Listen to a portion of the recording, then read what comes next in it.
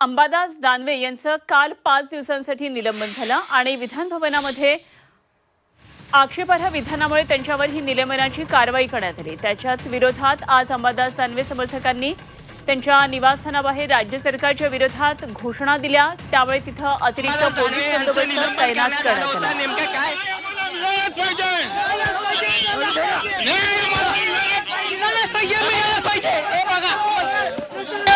अंबादास दानवे साहेबांना त्याने शिवागार केले आणि सत्ताचा दुरुपयोग करून साहेबांना निलंबन केले। ते परत घ्यावे लागतील।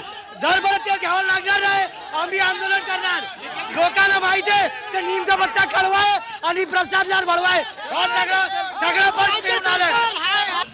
त्यांनी जर इशारे केले नसते, हातवारे केले नसते, हे ऍक्शनला रिएक्शन झालेलं आहे।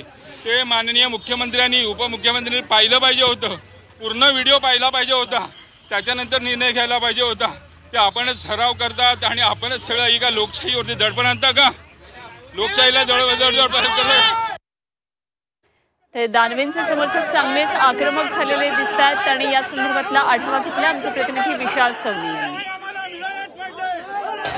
या ठिकाणी अंबादास दानवे यांच्या निवासस्थानाबाहेर मोठ्या प्रमाणावर कार्यकर्ते जे आहेत ते जमल्याचं चित्र जे आहे ते आपण पाहिलेलं आहे आणि हे जर पूर्ण कार्यकर्ते जे आहेत ते राज्य सरकारच्या विरोधात आक्रमक असल्याचं पाहायला मिळालं। कारण काल अंबादास दानवे यांचं 5 दिवसासाठी निलंबन झालं होतं आणि त्या निलंबनाचा निषेध म्हणून या ठिकाणी त्यांचे जे समर्थक आहेत ते या ठिकाणी जमले होते आणि त्यांनी राज्य सरकारच्या विरोधात तीव्र घोषणा देखील दिल्या आणि जे निलंबन झालेलं आहे त्याचा देखील विरोध जो आहे तो या ठिकाणी दर्शवण्याचं आपल्याला पाहायला मिळालं।